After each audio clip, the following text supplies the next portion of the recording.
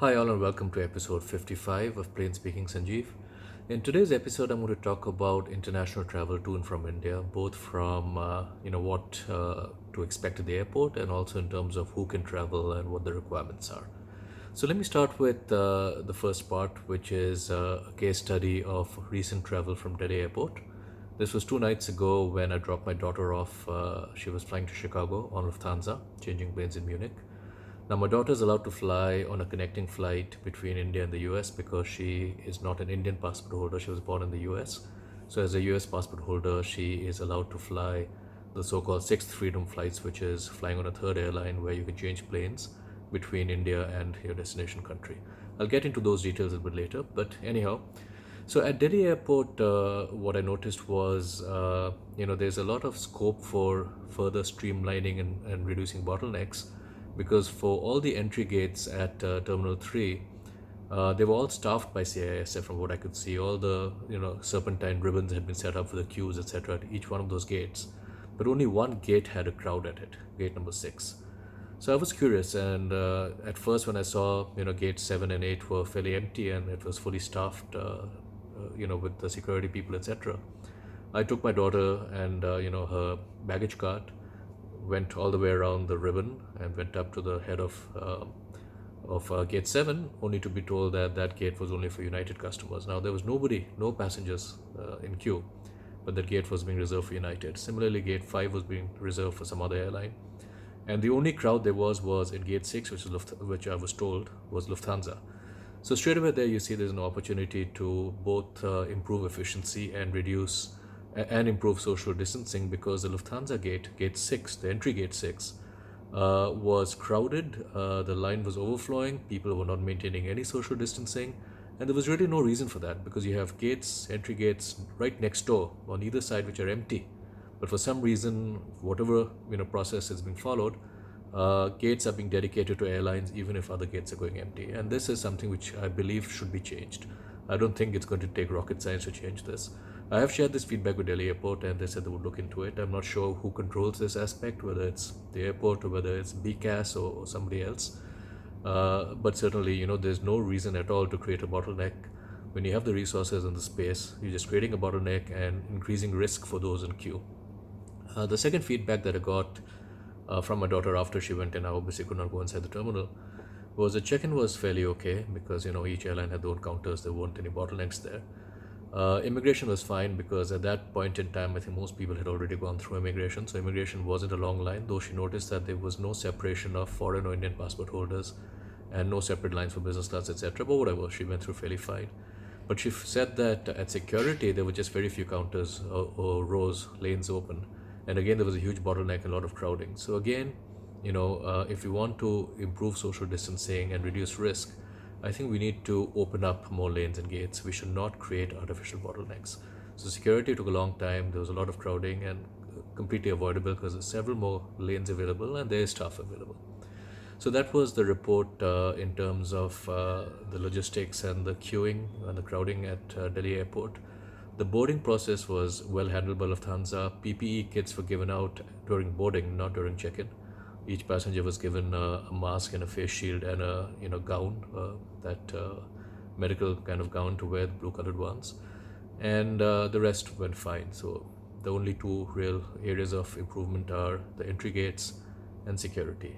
And ironically, what it seems is that where you should have a separation, perhaps at immigration, where different passport holders or business class, etc., where they typically used to have it in the past, where you should continue to have that, they don't have it, and where you don't need separation, where you don't need dedication of specific resources, you now have that. So you have entry gates dedicated to airlines where you don't need. You should just allow all airlines to use all the gates freely. Okay, now in terms of who can travel on these flights, there's a lot of confusion because after I tweeted about my daughter's trip, I got a lot of questions asking, also, is international travel now allowed? Is it open? We didn't know about it, etc. So here's the facts of the matter, the best that I know it. Regular commercial international flying, the schedules are not back. There is still a lockdown. There are only a few international routes or flights that are operating. They are largely within the travel bubbles, so-called travel bubbles that have been set up. Actually, what they are travel corridors or agreements. So between India and the US, India and EU, India and the UAE, and I believe coming soon is the UK as well as Kuwait, and perhaps we're going to be adding as well Canada and Australia and some other places. But between these countries, the governments have agreed on a mechanism through which eligible citizens can travel between these countries. So if you're an Indian and you want to travel to the US or you want to travel to EU, etc., you're able to, as long as you have the relevant paperwork or visa type that is accepted in the current times by the other side. So you need to find out from the US, for example, if you go to B2 visa, whether B2 visas are being allowed into the US. If they are, then you can book the Air India flight or the United flight, both of which are operating between India and the US, and you can travel. You cannot book Lufthansa though. Here's a little detail that you need to know.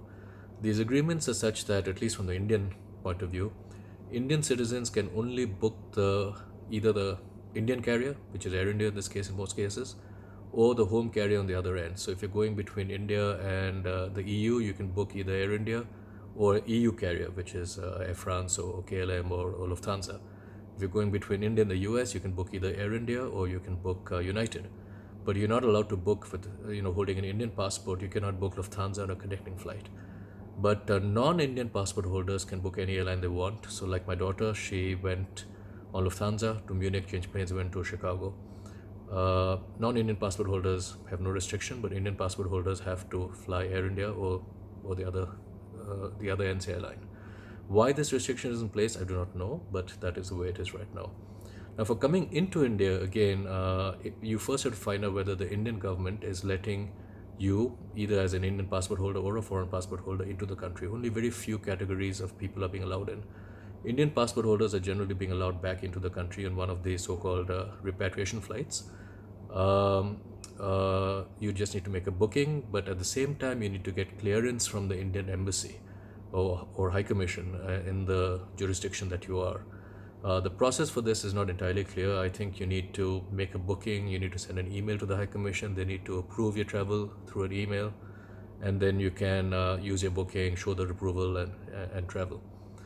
For foreigners who want to come into India, it's very restricted. Only a very few categories, diplomats and essential, services of some kind or the other, medical, so on and so forth, are being allowed in if you're a foreign passport holder.